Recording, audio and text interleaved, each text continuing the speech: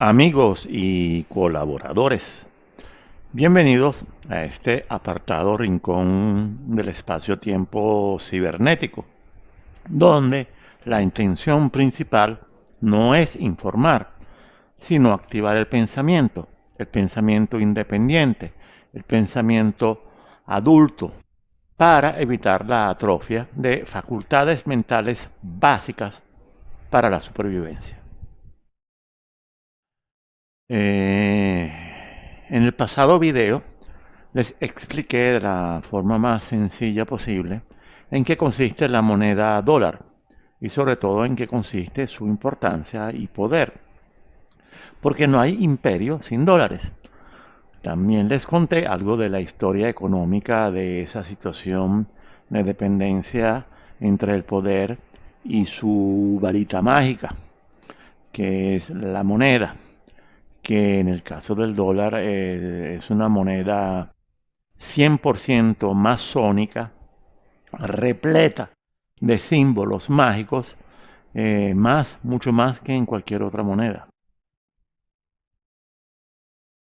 Pero hoy vamos a hablar de lo que está comenzando a pasar en el resto del mundo con respecto a esta situación de dominio imperial que ya se ha vuelto intolerable y que al parecer ya no conviene a casi nadie, salvo al hegemón, porque termina solamente por beneficiar al imperio, su dominio, y sobre todo amplifica su tendencia a la arbitrariedad, la arrogancia y el abuso, algo en lo cual ha caído con demasiada frecuencia en los últimos tiempos y que no parece ser algo muy democrático, ya que ellos pregonan ser los campeones y defensores de la libertad y la democracia en el planeta, en el mundo libre.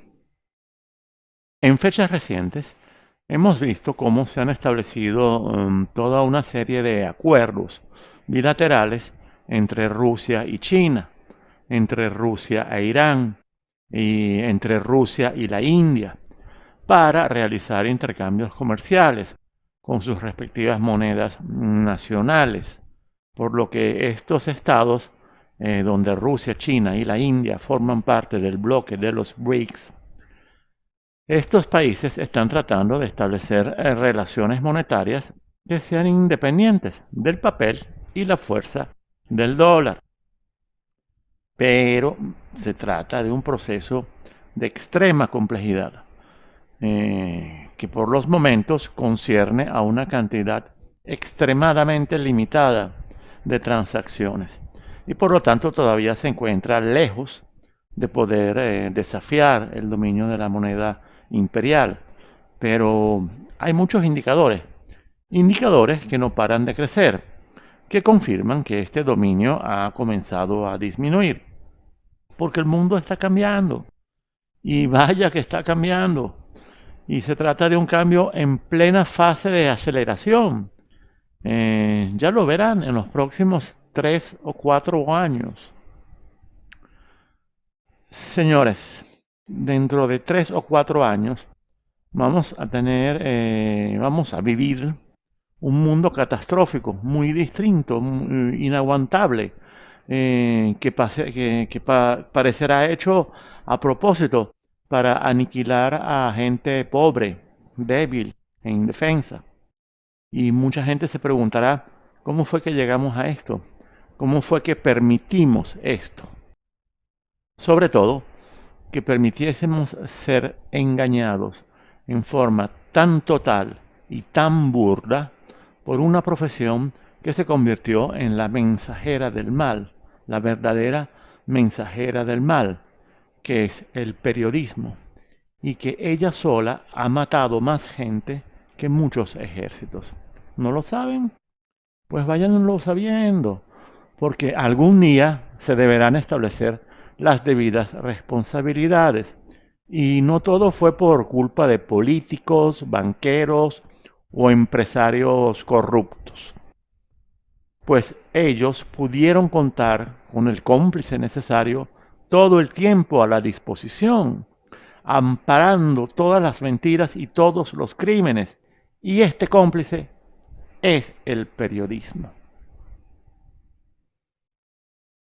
Bueno, eh, volviendo al tema de las monedas alternas a la moneda imperial, desde luego estamos hablando de todos modos de un proceso gradual, a pesar de esta aceleración creciente.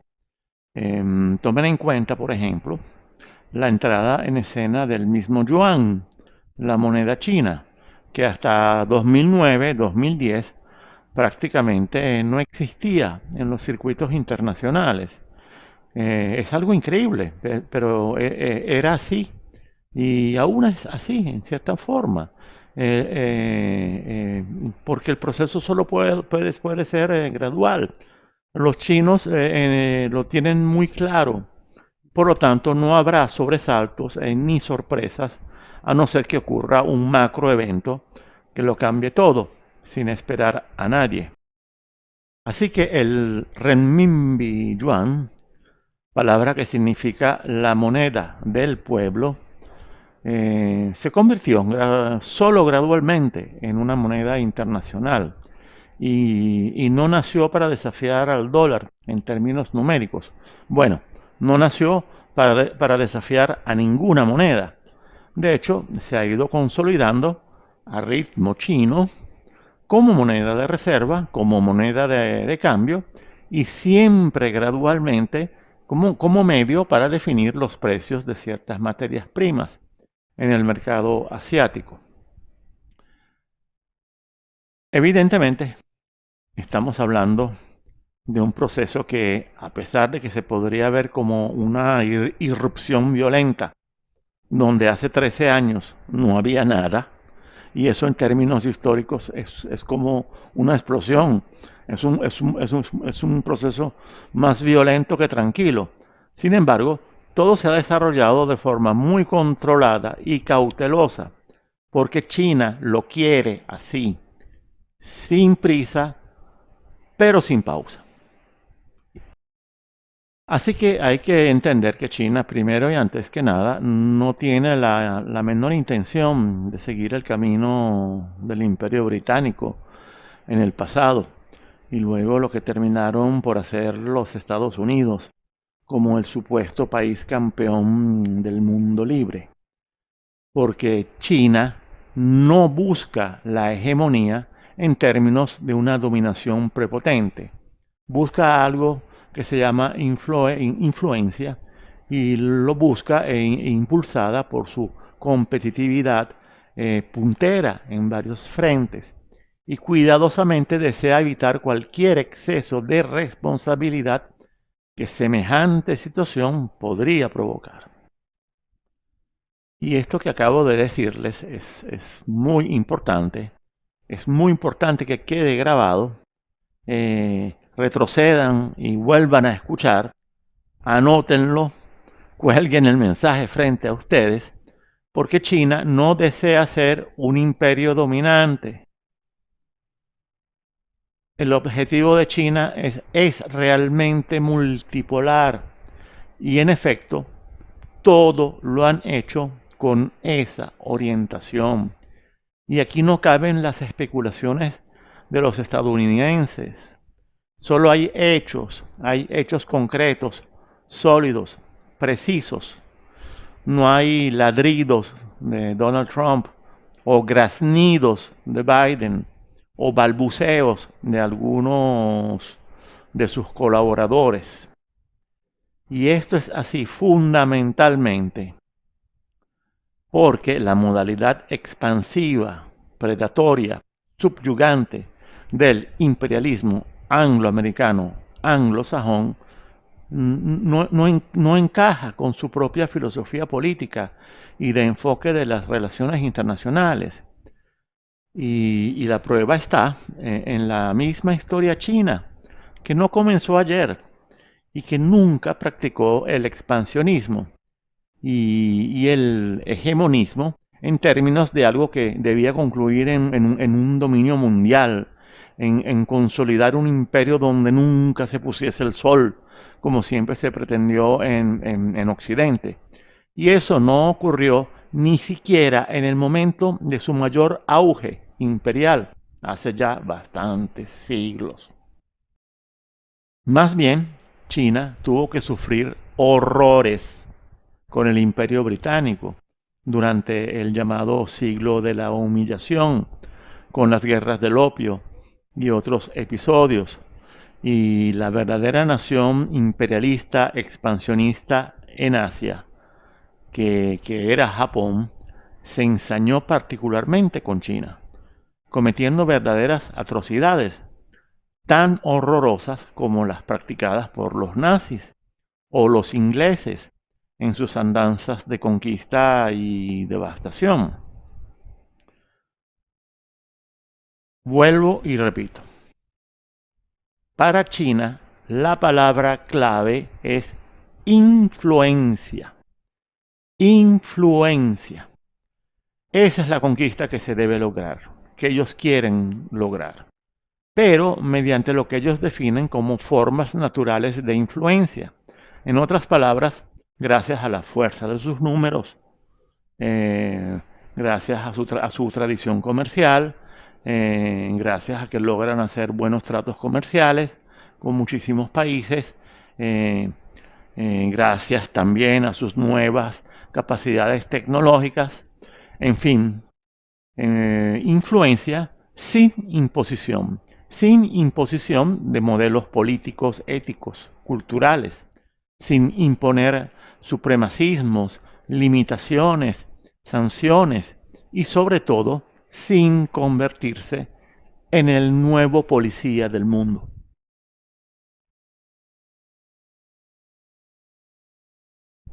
Porque este fue precisamente el caso del dólar, que ha sido defendido incluso a través de guerras, a través de la supremacía militar como palanca para poder preservar la unicidad y la excepcionalidad de los Estados Unidos y así poder imponer su propia moneda como la moneda del mundo, de todos los sistemas económicos del mundo, un privilegio del cual goza desde 1944 y que a partir de 1992 ha sido un privilegio sin rivales.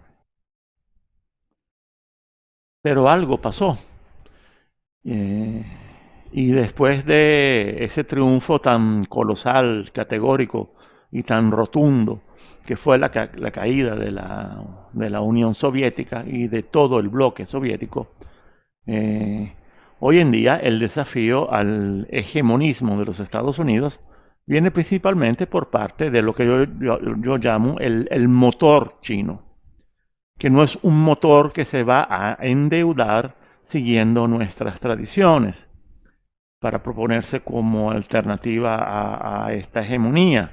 No, señores, el motor chino lo hará compitiendo y ya ha superado la competitividad de todos sus rivales occidentales, todos, sin seguir el mismo camino de imposición y prepotencia que ellos siguieron en el pasado, que ellos, los occidentales, siguieron en el pasado.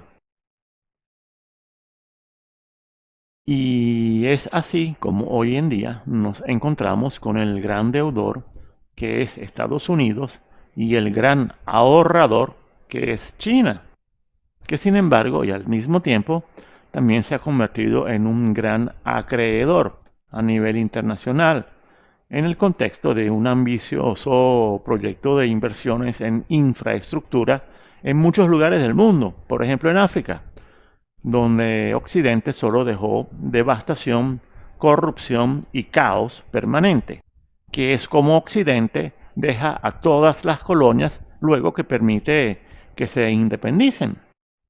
Sí, cómo no, vayan a la independencia. Pero toda la clase política, empresarial y militar de esas colonias seguirá siendo nuestra. Son nuestros lacayos, son nuestros hijos de puta, son nuestros son of a bitch. Y los ayudaremos a mantener esos privilegios que nosotros les vamos a dejar.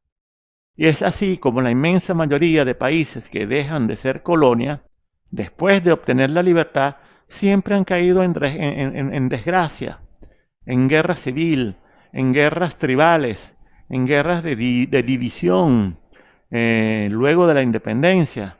¿Por qué? Porque ese proceso ya ha sido preparado precisamente por el colonizador para mantener su dominio de todas formas, de su forma preferida, de su manera preferida, que es la manera mafiosa, que es la manera del caos. Solo que a la gente lo único que se les ocurre decir es, ¿vieron? Obtuvieron la independencia y ahora todo es un desastre. Porque son unos salvajes que no se saben gobernar. Con los ingleses o los franceses, todo era orden y progreso. ¿Cuántas veces han escuchado esta expresión?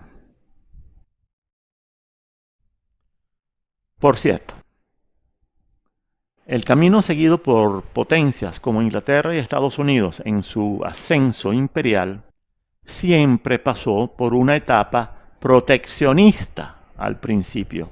Proteccionista, que fue la que permitió el desarrollo industrial inicial. Y luego, una vez potenciado el aparato productivo, listo para exportar y competir ventajosamente y con músculo sobre otras naciones, entonces fue que se comenzó a invocar y luego a imponer el libre mercado para todos. Recuerden esto es muy importante. Y así fue. Y esto no es lo que ha ocurrido en el caso de China. La producción durante la era de Mao no dejó precisamente una buena base de industrialización, o que por lo menos fuese válida para enfrentar a la competencia internacional. Faltaría más. Así que desde el principio, el desarrollo de su actual aparato industrial y de su incursión en los mercados ocurrió en régimen del libre mercado. Fue facilitada por el libre mercado globalizado. Lo que pasa es que China lo hizo a su modo, no lo hizo aplicando la recetita liberal, donde el Estado es algo feo, feo y malo, muy malo. Lo explicaré más adelante. Amigos, les voy a dejar algunas cifras para que se hagan una idea. En 2006, el dominio estadounidense, que se basa en la ventaja abrumadora de tener el dominio monetario, el dominio estadounidense en el 2006 se traducía en que los Estados Unidos fuese el primer socio comercial para unas 130 economías nacionales en todo el mundo. En contraste con China, que solo lo era para unas 70 economías. Pero solo 5 años después, en 2011, esta situación se invirtió y tenemos a China convertida en el primer socio comercial para 124 economías y a los Estados Unidos retrocediendo hasta 76 economías. Y 5 años después, en 2016, esta situación se consolida definitivamente en perjuicio de los Estados Unidos, con China que sigue ampliando su ventaja cada vez más, y es precisamente durante ese año 2016 cuando China se convierte en el principal socio comercial de Alemania, desplazando a los Estados Unidos, que de un solo golpe no es que cae al segundo lugar, cae al tercer lugar, detrás de Francia. Y es aquí donde uno termina de comprender aún más toda esta hostilidad creciente de los Estados Unidos contra Alemania. Hostilidad que comenzó con Obama y que Trump sumisamente, supinamente, continuó y ahondó. Pero no por sumisión de Trump a Obama, sino por sumisión de Trump, o mejor dicho, sumisión de ambos, tanto Trump y Obama, por sumisión de ambos a los dictámenes de un imperio haciendo aguas. justo en el corazón de Europa, en la economía más importante de Europa y cuarta en el mundo. Y esta situación de ascenso incontenible y avasallante de China comenzó a poner contra la pared al imperio y a sus instrumentos de dominación.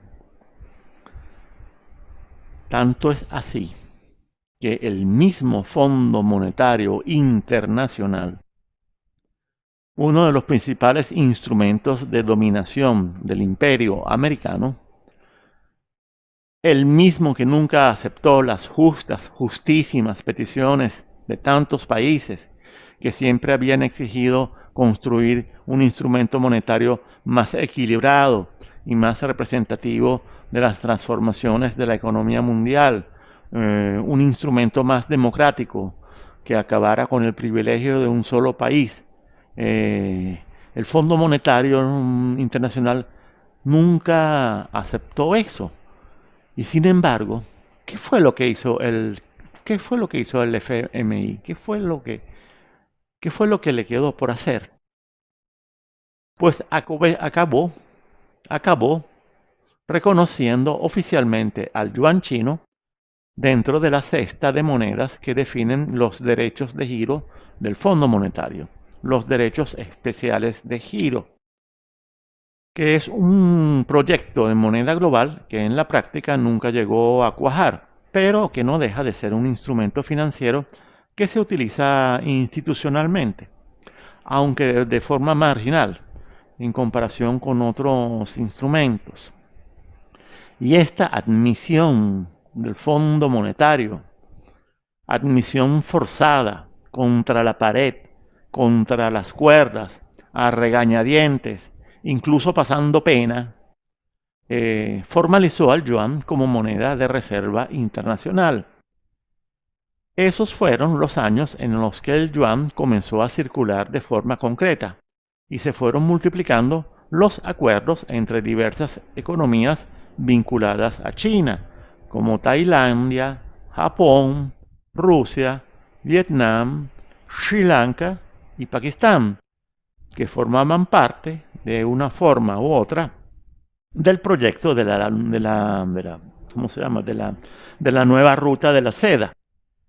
Y el yuan también comenzó a entrar en las reservas de países occidentales, aunque en porciones muy pequeñas, incluso en el Banco Central Europeo, incluso en Alemania y en otros países avanzados. Bueno, por hoy voy a detenerme en este punto estelar en la historia del yuan. También porque no deseo videos muy largos. Lo siento. Yo mismo no doy. Termino demasiado fatigado. Y es excesivo el tiempo que se toman para ser producidos en forma decente o mínimamente decente. Y todo eso tengo que hacerlo en soledad. Así que bueno amigos, muchísimas gracias. Muchísimas gracias por seguirme hasta el final. Por favor, cuídense. Pero cuídense en forma integral, adulta, superando la individualidad adolescente del liberal ególatra. Y por lo tanto, les recomiendo revisar las indicaciones que les dejé abajo en el texto descriptivo, que son indicaciones para que todos podamos ayudarnos los unos a los otros. Es así, es lo que estoy tratando. Yo les doy información y formación valiosa, nada común, no es algo que van a conseguir fácilmente y es todo un trabajo. Y ustedes a cambio me dan lo que puedan, cuando puedan. Y si esto lo hacemos todos, todos podríamos mejorar, sentirnos mejor y estar mejor, o por lo menos un poco mejor. Sobre todo en nuestra capacidad para sobrevivir, que será cada vez más importante, crucial. Y si no se activa el pensamiento con las historias correctas, con la verdad, con esa que nunca nos contaron, pues nos iremos todos directamente al marasmo, se los aseguro. Así que hasta luego, amigos. Y muchas gracias, muchas gracias. Gracias a los que deciden colaborar. Hasta luego.